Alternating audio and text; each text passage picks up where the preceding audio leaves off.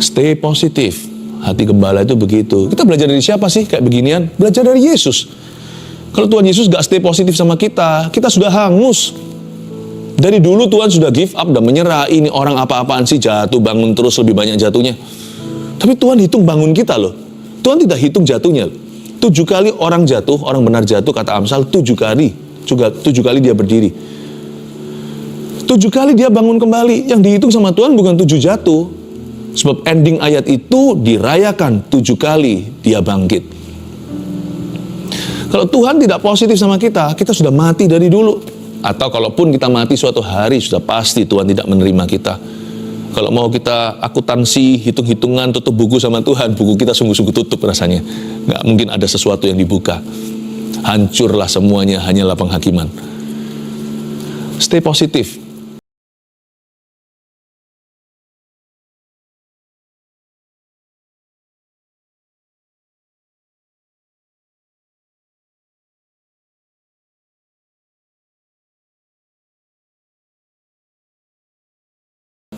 Serta dalam masyarakat Tuhan. Terima kasih Tuhan, I love you, I really do. Dan keluarga Saat Teduh mengasihimu.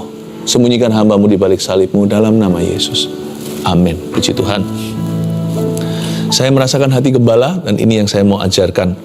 Dalam pengajaran ini sebentar lagi, sambil Anda ambil catatan, kita akan belajar 2 dimensi. Satu, kita akan mengerti dari dimensi Allah. Kita akan semakin memahami oh dia itu gembala kita. Tapi saya berdoa like father like son, seperti bapaknya demikian anaknya, buah, yaitu kita nggak boleh jatuh jauh dari pokok anggurnya. Saya harap kita semua juga akan memiliki hati gembala seperti beliau, seperti Tuhan yang ada di sorga. Mari kita buka bersama-sama firman Tuhan di 2 Yohanes pasal 1 ayat 4 sampai 6. 2 Yohanes itu di akhir-akhir perjanjian baru. Ya, pasal 1, hanya satu pasal saja. Ayat 4 sampai ayat 6 dulu saya bacakan. Aku sangat bersuka cita bahwa aku mendapati bahwa separuh dari anak-anakmu hidup dalam kebenaran sesuai dengan perintah yang telah kita terima dari Bapa. Dan sekarang aku minta kepadamu, Ibu, bukan seolah-olah aku menuliskan perintah baru bagimu, tetapi menurut perintah yang sudah ada pada kita dari mulanya, supaya kita saling mengasihi. Dan inilah kasih itu, yaitu bahwa kita harus hidup menurut perintahnya. Dan inilah perintah itu, yaitu bahwa kamu harus hidup di dalam kasih, sebagaimana telah kamu dengar dari mulanya. Ayat 12 dan 13, 2 ayat terakhir. Sungguh pun banyak yang harus kutulis kepadamu, aku tidak mau melakukannya dengan kertas dan tinta. Tetapi aku berharap datang sendiri kepadamu dan berbicara berhadapan muka dengan kamu, supaya sempurnalah sukacita kita. Salam kepada kamu dari anak-anak saudaramu yang terpilih. Siapa yang menulis surat Yohanes? Surat Yohanes ini, surat Yohanes 1, 2, dan 3 yang nulis adalah penulis yang sama yang menulis Injil Yohanes, tiada lain adalah Rasul Yohanes, Rasul Kasih, Rasul Yesus Kristus. Dan Yohanes ini betul-betul mengalami perubahan hidup dari seorang anak halilintar menjadi domba Kristus yang sejati. Lalu nanti setelah Yesus dibangkitkan, setelah Roh Kudus dicurahkan, Yohanes menjadi salah satu soko guru atau pilar kebangunan rohani, menjadi salah satu tokoh utama di gereja mula-mula. Dan jemaat mengenal rasul-rasul ini sebagai gembala-gembala sidang mereka. Rasul Yohanes mengalami transformasi perubahan hidup, dan saya harap kita semua juga mengalami transformasi seperti itu kalau kita ikut Yesus. Yohanes mengikut Yesus 3,5 tahun secara fisik. Kita ikut Yesus sudah berapa puluh tahun. Banyak di antara kita bahkan dilahirkan dalam keluarga yang Kristiani. Yang penting bukan fisiknya, yang penting kita meneladani Tuhan. Banyak orang di zaman Yesus waktu berjalan di Galilea, mereka ketemu Tuhan secara jasmani juga nggak berubah. Jadi nggak usah kita berkata gini, iya zaman dulu kan mereka ketemu Yesus. Sekarang kita juga berjumpa dengan Tuhan. 2-3 orang berkumpul dalam nama Yesus, Dia ada di sana. Dan barang siapa hendak menyembah Dia, sembahlah Dia dalam roh. Karena ada Roh Kudus di dalam kita. dan kebenaran. Kalau Yohanes berubah dari anak thunder, son of thunder, atau anak halilintar, dia berubah menjadi seorang yang penuh kasih, berhati gembala pula, maka kita juga bisa berubah. Kita baca sekarang ayat 4 lagi. Aku sangat bersuka cita, kata Yohanes dalam suratnya, bahwa aku mendapati bahwa separuh dari anak-anakmu hidup dalam kebenaran sesuai dengan perintah yang telah kita terima dari Bapa. Lihat ini, a true pastor's heart, hati gembala yang baik, selalu bersuka cita karena domba-dombanya hidup dalam kebenaran. Jadi kita langsung mengerti hati Tuhan Yesus juga seperti itu. Seperti guru, demikianlah muridnya. Yohanes belajar dari siapa kalau bukan belajar dari Tuhan Yesus? Tuhan tuh paling senang kalau tahu kita itu hidup di dalam kebenaran. Kalau kita mau menyenangkan Tuhan, ya lakukan hal-hal yang menyenangkan Tuhan. Apa yang menyenangkan Tuhan? Pertama-tama, sebelum kita bisa taat pada perintahnya adalah kita menyelidiki perintah-perintahnya. Waktu kita buka Alkitab, baca firman sendirian, Tuhan senang sekali. Itu adalah momen khusus di mana Yesus akan mengajarimu. Janganlah kita lihat kanan kiri, mana Tuhan, mana Tuhan. Percayalah, Dia sedang membimbingmu sekalipun gak kelihatan, Roh Kudus ada di situ. Aku sangat bersuka cita bahwa aku mendapati bahwa separuh dari anak-anakmu hidup dalam kebenaran. Demikian pula orang tua ya, orang tua Kristiani. Kalau Anda mendidik anak Anda, harusnya yang paling menyenangkan hati Anda adalah kalau melihat anak-anak Anda berdoa, beribadah di samping mereka rajin belajar di sekolah atau berhasil di dalam karir mereka. Pertama-tama yang membuat papa mama yang takut akan Tuhan itu senang melihat anak-anaknya adalah kalau anak-anaknya mengenal Tuhan. Kalau anak-anaknya hidup dalam kebenaran. Kata hidup dalam kebenaran, dalam bahasa Inggrisnya, itu selain living according to the truth, hidup sesuai dengan kebenaran firman, tapi juga walking with Jesus, berjalan dengan Tuhan. Kata hidup dalam kebenaran di sini artinya berjalan dengan Tuhan. Saya punya 3 anak kandung, anak rohani ada banyak. Yang paling membuat saya bangga dan bahagia adalah kalau melihat anak saya berjalan dengan Tuhan. Orang tua, papa mama, janganlah kita itu menekan anak kita untuk perkara-perkara yang lahiriah misalnya, apalagi suka membanding-bandingkan, kamu tidak seperti kakakmu atau sebaliknya. Nggak usahlah kita itu kejar popularitas, nggak apa-apa kalau anaknya itu tidak populer, it's okay. Selama anak Anda sungguh-sungguh sama Tuhan, dan Anda bisa melihat sense of responsibility atau rasa tanggung jawabnya itu berkembang di dalam Kristus. It's okay, nggak apa-apa, nggak usah bandingkan. Misal kalau anaknya sudah bekerja, anakku kok nggak bisa sesukses anakmu ya? Mungkin mama-mama kau kumpul di arisan, anak orang ini, wah, betul-betul makmur, kerjaannya berhasil. Dan anak saya, kenapa kok biasa-biasa ya? Hanya bawa pulang setiap bulan gajian. Sedangkan di situ entrepreneur, seorang pengusaha, dan buka mana-mana cabangnya banyak. Jangan suka membandingkan. Sukacita kita tidak di dalam perkara-perkara duniawi atas anak-anak kita. Kalau kita melihat anak-anak kita itu cinta Yesus, dan imannya sehat, dan dia menghasilkan buah-buah Roh Kudus, dan dia juga mengelola segala talentanya sesuai dengan kapasitasnya. Syukuri, puji dia, rayakan kehidupan yang takut akan Allah. Aku sangat bersuka cita. Inilah refleksi hati gembala. Ini juga seharusnya menjadi refleksi hati papa mama yang takut akan Allah. Aku sangat bersuka cita bahwa aku mendapati bahwa separuh dari anak-anakmu hidup dalam kebenaran. Separuh aja dia bersuka cita, alias setengah. Yohanes ini juga orang yang berpikiran positif. Hati gembala itu nggak mungkin negatif.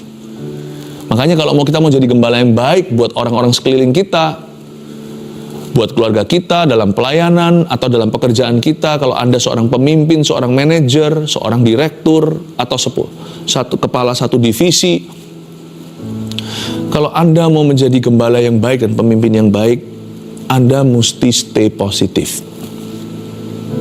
Karena seorang yang negatif nggak bisa memimpin. Bisa sih memimpin orang di dalam kesalahan, menjerumuskan. Separuh dari anak-anaknya hidup dalam kebenaran, dia sudah sangat bersuka cita. Lihatlah gelas yang setengah terisi. Bagimu, itu gelas setengah terisi atau setengah kosong? Orang negatif berkata, kosong gelasnya, siapa minum airku? Atau siapa tumpahkan? Tapi orang yang haus akan berkata, wah puji Tuhan, ada air di depan. Dia nggak lihat hampa. Dia lihat airnya. Diteguklah, maka dia lepas dahaga. Stay positif. Hati gembala itu begitu. Kita belajar dari siapa sih kayak beginian? Belajar dari Yesus. Kalau Tuhan Yesus nggak stay positif sama kita sudah hangus. Dari dulu Tuhan sudah give up dan menyerah. Ini orang apa-apaan sih, jatuh bangun terus, lebih banyak jatuhnya. Tapi Tuhan hitung bangun kita loh. Tuhan tidak hitung jatuhnya.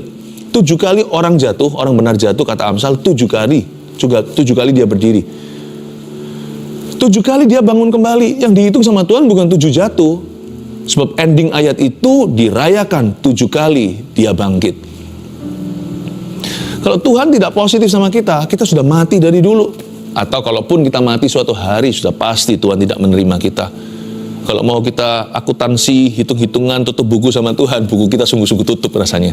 Nggak mungkin ada sesuatu yang dibuka. Hancurlah semuanya, hanyalah penghakiman. Stay positif. Kalau Anda seorang gembala sidang, mendengarkan ini juga penting sekali untuk kita pelajari. Tidak semerta-merta kita punya posisi rohaniawan, otomatis kita pasti rohani. Religius iya, nggak tentu rohani. Kerohanian itu konten, isi, kualitasnya.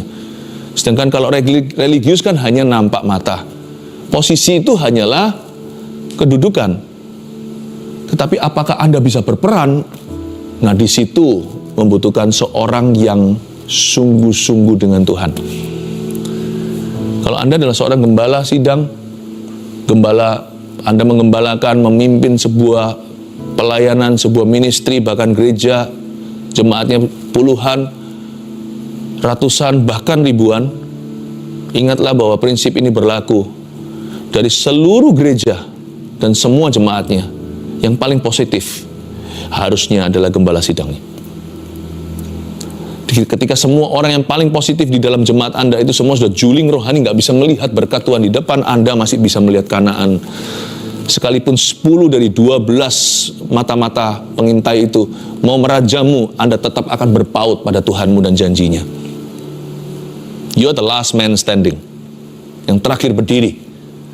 Ketika bahkan jemaat Anda pun tidak lagi percaya diri, Anda masih percaya mereka. Itulah hati gembala. Stay positif. Karena di depan kita selalu kita melihat potensi, bukan lihat kekalahan. Selalu melihat air separuh gelas, bukan setengah hamba. Tapi ada alasan juga sebenarnya. Yohanes ini luar biasa. Dia ingat mungkin ya pengajaran Tuhan Yesus bahwa ada 4 macam tanah. Tanah yang pertama adalah tanah yang di atas aspal. Maksudnya benih yang ditabur di atas aspal. Langsung diambil burung, benih itu tidak bertumbuh. Tanah kedua, tanah berbatu-batu. Tipis sekali, tumbuh sih, tapi kena matahari sang surya langsung mati. Kering kerontang sampai ke akarnya. Karena dia tidak berakar dalam. Lalu juga semak belukar. Tumbuh kuat berakar dalam, tetapi dicekik sama semua lalang di tengah-tengah gandum itu. Karena dia setengah-setengah. Mau Tuhan, tapi juga cinta dunia. Sedangkan yang tanah keempat itu tanah yang baik. Dan jenis tanah yang keempat itulah pertumbuhan ada 3 level. 30, 60, 100 kali ganda. Dari perumpamaan itu aja kita misalnya ada 100% di depan kita, kalau kita cuma dapat 1/4 hasilnya, 3/4 gugur semua meskipun kita sudah berusaha mencoba dan memperjuangkannya. You still need to thank God. Kita tetap harus bersyukur pada Tuhan. Misalnya kalau ada 4 orang yang saya injili, hanya 1 yang menerima, saya harus berterima kasih pada Tuhan sekalipun 3 menolak saya. Di antara 3 itu yang menolak saya kasar juga ada.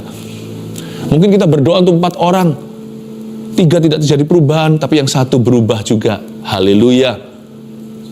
Mungkin kita ajak 4 orang ke gereja, hanya 1 yang mau, 3 malah justru mencaci maki kita. Janganlah kita kecewa, jangan putus asa. 1/4 aja kita harus berkata, Hosana, haleluya. Saya minta untuk kita sama-sama menangkap isi hati Tuhan. 1/4 aja kita harus bersyukur, apalagi setengah, separuh dari anak-anak-Mu hidup dalam kebenaran. Perhatikan kepada siapa Yohanes menuliskan surat ini. Ibu di sini seorang ibu beneran atau kiasan sebuah gereja Tuhan? Setengah hidup dalam kebenaran berarti separuh lagi kan murtad. Setengah lagi kan tidak sungguh-sungguh. Ya, 50% hidup dalam ketidaktaatan. Yohanes tidak membiarkan itu mempengaruhi dia. Dia fokus itu pada donatnya, bukan pada lubangnya. Bersyukur pada Tuhan. Ayo, hitung berkatmu satu persatu, jangan mengeluh. Hati gembala itu kuat, tabah. Gembala itu harus punya 3 hal ini lebih daripada seluruh jemaatnya. Kalau saya bilang gembala, nggak tentu gembala sidang juga. Kalau Anda adalah seorang ayah, kepala keluarga, seorang suami, Anda gembala terdekat bagi anak-anakmu dan bagi keluargamu. Kalau Anda pemimpin direksi, pemimpin divisi, atau bahkan manajer, direktur, pemilik perusahaan, maka Anda otomatis juga semacam gembala, karena Anda pemimpin bagi mereka, sekalipun tetap beda ya. Kalau di dalam dunia profesional, Anda juga harus melakukannya secara profesional. Tapi hati Anda itu harus hati yang mengayomi, yang merangkul. 3 hal ini bagi setiap pemimpin harus punya lebih daripada pengikutnya. Setiap senior harus lebih dari juniornya, yaitu faith, hope, and love. Iman, pengharapan, kasih. Yang lainnya gugur 100.000 di sebelah kanan, 10.000 di sebelah kiri. Iman, pengharapan, kasihmu tetap berdiri. Bahasa Inggrisnya, you are the last man standing. Seorang pemimpin, bukan hanya mereka yang memimpin harus menjadi hamba, orang yang mau memimpin harus melayani, tapi seorang pemimpin juga ketika semua gugur di kiri kanannya, dia tetap akan berdiri yang terakhir dengan Tuhan dan membangkitkan semua yang gugur di sisinya. Wah, susah ya jadi seorang pemimpin. Ya memang, kepada siapa diberi lebih ya dituntut lebih oleh Tuhan, ya kan? Tapi kasih karunia Tuhan selalu cukup, karena kita bukanlah gembala agungnya. Di atas kita masih ada pemimpin di atas segala pemimpin, raja di atas segala raja, Tuhan di atas segala Tuhan, sumber kekuatan. Di atas kita, di atas semua gembala, bahkan gembala sidang pun ada satu gembala, namanya Gembala Agung Yesus Kristus, kepada siapa kita bertanggung jawab. Dan daripadanya lah kita memperoleh kemampuan kita. Ayat 5, dan sekarang aku minta kepadamu ibu, bukan seolah-olah aku menuliskan perintah baru bagimu, tetapi menurut perintah yang sudah ada pada kita dari mulanya, supaya kita saling mengasihi. Coba lihat ayat 5, dan sekarang aku minta kepadamu. Kata minta di situ dalam bahasa Inggrisnya plead, bukan cuma minta ya, tapi mintanya itu mengemis, mintanya itu memohon, bahkan merengek. Boleh nggak kita minta begitu? Kan hilang wibawa. Kita nggak boleh sembarang minta. Kalau kita mau menilai orang itu seperti apa, kita ini orangnya seperti apa, gampang. Coba lihat history record kita. Apa yang kita minta dari sesama kita. Orang yang minta-minta di jalanan, minta sedekah, namanya pengemis. Orang yang minta-minta pengakuan, itu orang yang tidak aman. Orang yang minta dipuji-puji melulu, itu orang yang sombong hati. Orang yang orientasinya materi, terus-terusan ke situ, uang, berarti orang itu manipulatif. Dari apa yang kau minta, kau kenal orangnya. Karena itu saya jarang-jarang sebagai hamba Tuhan minta sesuatu. Saya kalau minta sesuatu, itu saya mikir dulu. Dan biasanya bukan berarti kita angku lalu kita nggak mau buka mulut, bukan. Tapi kalau bisa Anda usahakan sendiri. Orang lain juga repot, orang lain juga punya kerjaan. Janganlah minta untuk dilayani. Tapi kalau kita saling melayani boleh, supaya kita melayani Kristus lebih baik. Minta itu harus hati-hati. Tapi kalau saya lihat di sini, seorang rasul yang sudah berumur 90-an waktu menulis surat ini, dia minta dengan kata Yunaninya, akar bahasa minta di sini, bukan minta, tapi kalau bisa berlutut dan memohon. Kalau itu untuk kepentingan orang lain dan untuk kemuliaan Tuhan dan kepentingan bersama, jangan ragu untuk memohon. Misalkan kalau saya melayani seseorang, dia nggak mau ampuni, tapi dia ragu-ragu, mungkin 30 mau ngampuni, 70 keras hati, saya pasti akan memohon demi kebaikannya dia sendiri supaya dia jangan jatuh sakit. Saya kata, ayolah Bu, ayolah, ampunilah suamimu. Atau saya ngomong sama anak muda, sudah ampunilah papamu. Kalau perlu saya mewakili papamu minta maaf deh sama kamu, meskipun bukan saya yang salah. Udahlah, mewakili semua papa yang, saya juga seorang ayah. Sudahlah, ampunilah bapakmu. Dia tidak tahu apa yang dia lakukan. Boleh ya, saya doakan kamu anak muda. Tapi kalau saya punya kebutuhan, saya akan berlutut minta Tuhan. Yohanes tidak minta, dan sekarang aku minta kepadamu ibu, supaya kau beri aku minum, supaya kau beri aku makan, pakaian. Bukan. Aku minta kepadamu supaya kamu semua, kita saling mengasihi. Supaya kita love each other. Karena Yohanes tahu, tolak ukur kekristenan yang sejati itu bukan doktrin. Doktrin mesti benar. Tapi itu fondasi, ceiling atau yang namanya atapnya iman kita itu bukanlah filosofi atau filsafat. Atapnya itu adalah demonstrasi. Mau tahu Kristen itu sejati enggak? Gampang. Ya, selain dia percaya Yesus adalah Tuhan, Anda lihat apakah hidupnya penuh kasih atau tidak. Hendaknya kamu saling mengasihi, karena takaran kekristenan itu adalah bagaimana engkau mengasihi orang lain, bahkan musuhmu. Jangan percaya orang yang hanya menggembar-gemborkan pengetahuan. Jikalau Anda lihat hidupnya, buahnya nggak benar di depan Tuhan. Buahnya kebencian, kepahitan, kejahatan. Dari buahnya lah kita tahu pohonnya. Meskipun pohon itu bertumbuh karena akarnya, fondasinya mesti betul, saya tahu pengajarannya. Tapi bagaimana Anda tahu apakah hidup orang itu betul atau tidak di depan Tuhan? Lihat pohonnya, lihat buahnya. Nah, kalau buah dia semangka, tidak mungkin pohon jeruk itu. Kalau benci, tidak mungkin Yesus Kristus, dan apalagi kalau pahit dan jahat. Karena itu Yohanes tahu bahwa ini semua bisa menggagalkan satu gereja. Ini gereja yang dia tuliskan kepada siapa, dia menulis surat. Bahkan kepada keluarga ini, jangankan gereja, keluarga pun hancur karena itu. Kamu harus saling mengasihi. Dan dia pakai kata yang kuat, yang very strong. Kata yang sangat-sangat merendahkan wibawanya sendiri. I plead with you. Kalau perlu tunduk, I plead with you. Please love each other. Ayo saling mengasihi. Kau dan keluargamu saling cinta. Luar biasa ya. Jangan malu untuk minta sesuatu kalau itu bukan untuk dirimu. Minta sesuatu kalau itu untuk kebaikan orang itu. Jangan manipulatif, tapi berbelas kasih.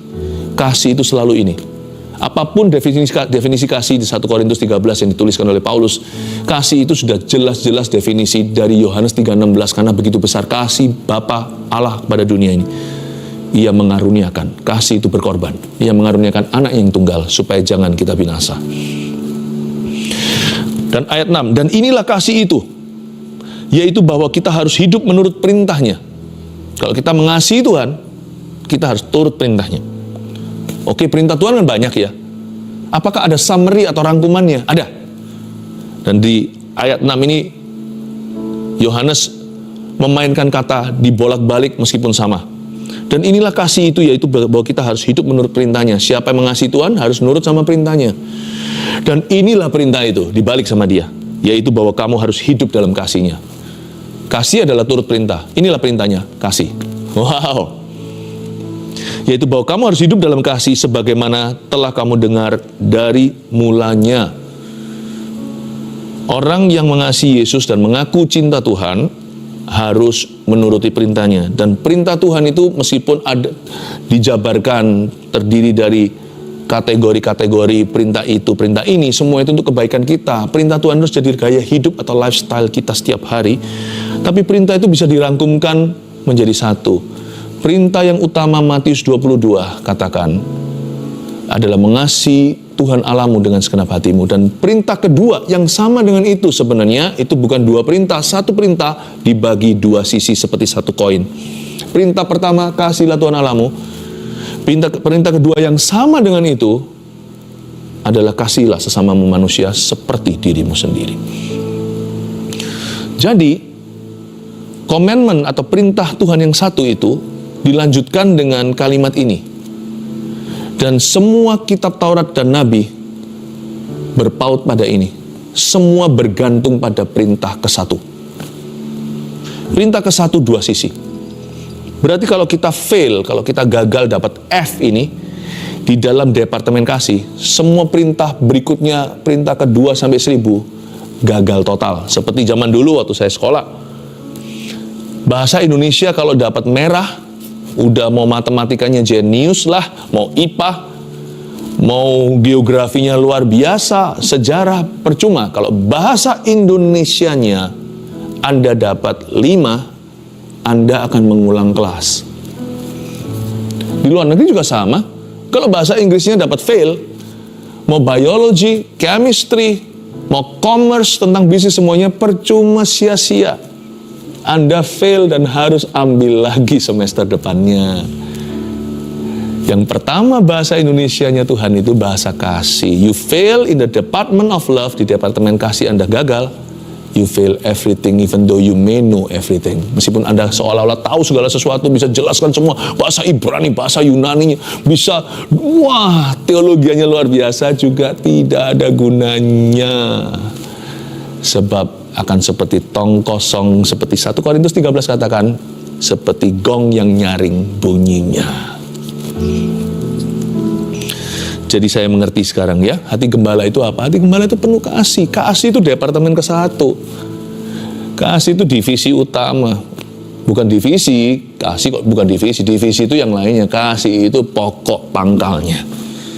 Ingat ya, hati gembala itu seperti itu. Saya berdoa di sini semua kita menjadi gembala yang baik dalam kepemimpinan hidup kita masing-masing, dalam konteks yang berbeda-beda, tapi prinsipnya sama. Dan semua kita bermula dari ini dulu. Sebelum Anda menjadi pemimpin, Anda harus jadi pengikut yang baik dulu.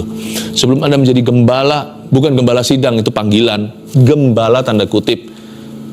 Ya, seorang ayah, seorang suami, kepala keluarga yang menggembalakan anggota keluarganya dengan penuh kasih dan dalam kebenaran. Sebelum Anda menjadi itu, Anda harus menjadi domba yang baik dulu. Ayat 12 dan 13, dengan ini saya selesai. Sungguh pun banyak yang harus kutulis kepadamu, kata Yohanes. Aku masih mau nulis banyak sih. Aku tidak mau melakukannya dengan kertas dan tinta. Tapi aku berharap datang sendiri kepadamu dan berbicara berhadapan muka dengan kamu, supaya sempurnalah sukacita kita. Yohanes ini menunjukkan kepada kita hati gembala. Hati gembala itu nggak suka diwakilkan. Kalaupun kita perlu delegasi, itu demi efisiensi. Kalau jadi gembala yang baik itu, turun tangan sendiri. Jangan semuanya itu diwakili dengan tinta, kertas. Kadang-kadang tidak perlu tangan menulis. Yang dibutuhkan oleh dombamu adalah turun tangan. Papa jangan wakilkanlah ke mama lah untuk mendidik anaknya. Dua-dua, apalagi papa. Bukankah dia kepala keluarga? Kalau gitu berarti ibu juga sama. Iya dong. Paku urapan di kepala ke janggutnya turun. Jadi semuanya ini ikut. Sebagai seorang pemimpin jangan main belakang, tikung. Suruh ini, suruh itu, pakai kaki tangan.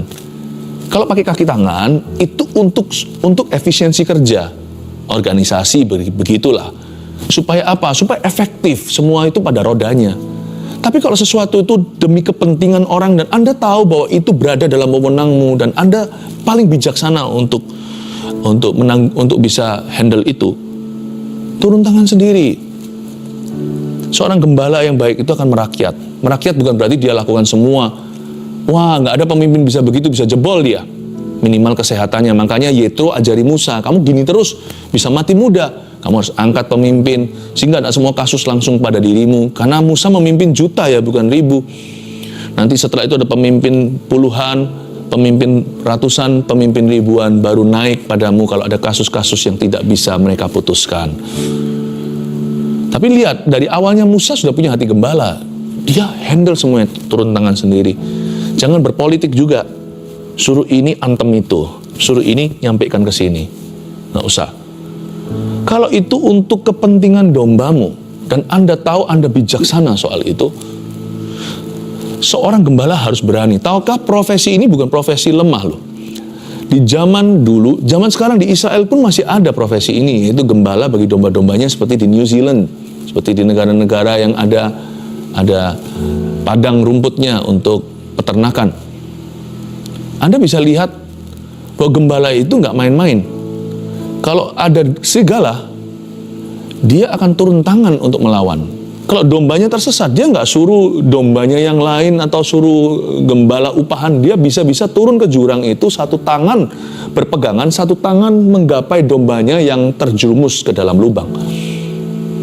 Dan kalau tongkat gadanya nggak mempan sama serigala itu, mungkin dia gelut itu sama hewan-hewan buas. Dan dia berikan nyawanya. Jangan gampang-gampang suka orang lain dimajukan, lalu nggak berani tampil muka. Karena seorang gembala tidak pecundang. Dan kalau di sini ada gembala-gembala pelayanan, Anda mesti turun tangan. Mesti turun tangan. Ya, dan khususnya kalau itu untuk kebaikan, termasuk kalau teguran, memberi masukan, input, feedback, nggak hanya kepada pemimpin yang di bawahmu atau kepada siapa Tuhan memberimu beban untuk pedulikan. Anda mesti panggil, bicara 4 mata, bicara 6 mata, 8 mata, tergantung yang bersangkutan. Bicara, speak into, berbicara dalam hidupnya. Ini harus begini, begitu. Dan sekalipun itu bentuknya masukan pun, orang pada ujungnya, pada akhirnya akan apresiasi, akan menghargai Anda. Justru yang namanya ciuman seorang musuh itu tidak akan dikenan. Tapi rotan seorang sahabat itu justru akhirnya akan dihargai. Salam kepada kamu ayat 13 dari anak-anak saudaramu yang terpilih. Saya suka sekali kalimat ini. Siapa sih anak-anak saudaramu yang terpilih? Nggak tahu. Tapi Yohanes itu suka menjodohkan ya. Salam ya kepada kamu dari anak-anak saudaramu. Bukan hanya anak saudaramu, kita semua bersaudara. Seperti kalau di Manado kan tulisan Torang Samua Basudara. Tapi dikasih kata terpilih lagi. Yohanes itu kalau bicara tentang seseorang kepada orang lain, dia akan bicaranya itu meninggikan. Speaking highly. Nanti kalau orang ini juga dibicarakan di lain kesempatan kepada orang itu, dia juga akan bicaranya highly. Supaya mereka nggak bermusuhan, dia nggak pernah punya sifat mengadu domba. Gembala sejati itu pasti menjodohkan. Sehingga nanti kasar-kasarnya di mana itu akan dia yang menjadi penengahnya, yang membuat pasti semuanya itu lebih lembut, lebih halus. Tetapi masing-masing itu di-highlight, seperti dibesarkan kelebihannya. Tidak bohong, tidak pakai dusta, tetapi dia bisa menjadi menjadi pelumas hubungan, menjadi pemanisnya untuk dua menjadi satu. Gembala tenan. Pemimpin harus begitu, papa mama juga. Kalau saling bandingkan, kamu tidak seperti kakakmu, kamu tidak seperti adikmu, itu bukan gembala ya. Itu orang tua memang by posisi, hatinya bukan hati gembala. Itu menghancurkan, karena mengadu domba selalu mencerai-beraikan. Belajar dari Yohanes, dia menjodohkan. Oke, 3 poin Anda catat, lalu kita selesai. Hati gembala ini, yang satu, bagaimana sih hati gembala itu? Paling bahagia jika dombanya hidup dalam kebenaran. Kita langsung ingat Tuhan ya. Tapi tolong ya, sekalipun kita ingatnya Tuhan, hal ini kita mesti terapkan dalam kehidupan. 2, turun tangan sendiri jika menyangkut kepentingan dombanya. 3, tunggu dulu, yang 2 dulu tadi. Yesus kan nggak diwakilkan sama siapa? Kalau soal penebusan dosa, siapa yang digantung di salib itu? Yesus sendiri, sang gembala. Ya, gitulah. 3, tidak mengadu domba, malahan mempersatukan mereka. Saya berdoa, keluarga Saat Teduh Bersama, sebelum kita akan berdoa sebentar lagi menyembah Tuhan lagi. Kalau Anda belum menemukan ladang pengembalaan yang tetap, saya berdoa hari ini Anda menemukan tempat pengembalaan Anda. Jadilah domba yang baik, dan jadilah gembala yang baik juga suatu hari, dan mulai hari ini. Kalau Anda belum tergabung, belum dimuridkan, belum digembalakan dengan baik di mana-mana, tulis aja di situ, kasih hashtag seperti biasanya CG. Nanti itu akan menjadi perhatian kami dan prioritas untuk kami nanti akan ada secara sah dari pihak GMS yang saya gembalakan untuk bisa menjangkau Anda, untuk say hello, dan untuk menuntun Anda ke rumput hijau dan air tenang. I love you, Jesus loves you, with a pastoral heart. Tuhan mengasihimu dengan hati seorang gembala. Tuhan sayang pada setiap kita. Domba-domba Kristus, keluarga Saat Teduh bersama, mari kita mengangkat tangan kita untuk menerima berkat dari Tuhan. Terimalah berkat dari Allah Bapa, Putra, Roh Kudus, Gembalamu yang baik menyertaimu. Haleluya, amin.